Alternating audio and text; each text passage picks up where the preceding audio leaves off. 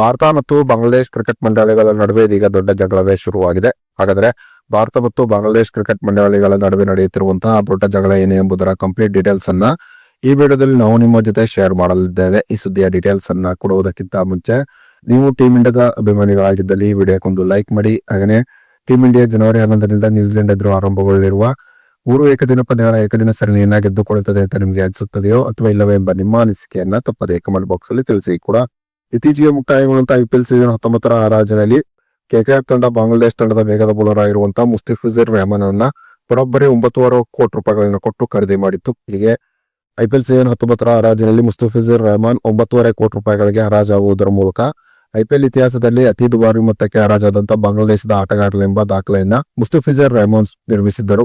ಆದರೆ BCCI ಮುಸ್ತಫಿಜುರ್ ರೆಹಮಾನ್ ಅನ್ನ IPL season 19ರಲ್ಲಿ KKR ತಂಡದಿಂದ ಕೈಬಿಡುವಂತೆ KKR ಮ್ಯಾನೇಜ್ಮೆಂಟ್ ಗೆ ಇತ್ತೀಚೆಗೆ ಸೂಚನೆ ನೀಡಿತ್ತು. ಇನ್ನು BCCI ನ ಸೂಚನೆಯಂತೆ KKR ಇದೀಗ ಮುಸ್ತಫಿಜುರ್ ರೆಹಮಾನ್ ಅನ್ನ IPL ಸೀಸನ್ 19ರಿಂದ ತನ್ನ ತಂಡದಿಂದ ಕೈಬಿಟ್ಟಿದೆ.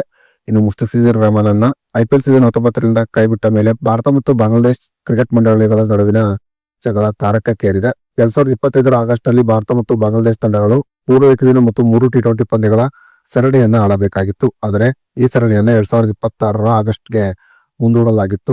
ಆದರೆ ಇದೀಗ ಈ ಸರಣಿ ನಡೆಯುವುದು ಬಹುತೇಕ ಅನುಮಾನ ಅಂತಾನೆ ಹೇಳಬಹುದಾಗಿದೆ. ಇದರ ಜೊತೆಗೆ ಫೆಬ್ರವರಿ 7ರಿಂದ ಆರಂಭಗೊಳ್ಳುವಂತಹ T20 ವರ್ಲ್ಡ್ ಕಪ್ ನಲ್ಲಿ ಬಾಂಗ್ಲಾದೇಶ್ ತಂಡ ಭಾರತದಲ್ಲಿ ತನ್ನ ಪಂದ್ಯಗಳನ್ನು ಆಡಲು ಹಿಂದೇಟು ಹಾಕುತ್ತಿದೆ. ಬಾಂಗ್ಲಾದೇಶ್ ಆಡುವ ಪಂದ್ಯಗಳನ್ನ ಶ್ರೀಲಂಕಾಕ್ಕೆ ಸ್ಥಳಾಂತರ ಮಾಡಬೇಕಂತ ಬಾಂಗ್ಲಾದೇಶ್ ಕ್ರಿಕೆಟ್ ಮಂಡಳಿ ಇದೀಗ ICC ಮತ್ತು BCCIಗೆ ಪತ್ರವನ್ನು ಬರೆದಿದೆ.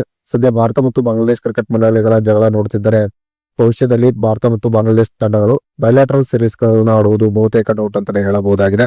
ಭಾರತ ಮತ್ತು ಬಾಂಗ್ಲಾದೇಶ್ ತಂಡಗಳು ಕೇವಲ ICC ಇವೆಂಟ್ಸ್ ಗಳಲ್ಲಿ ಮಾತ್ರ ಮುಖಾಮುಖಿ ಆಗಬಹುದು, ಅದು ಕೂಡ ನ್ಯೂಟ್ರಲ್ ವೆನ್ಯೂದಲ್ಲಿ.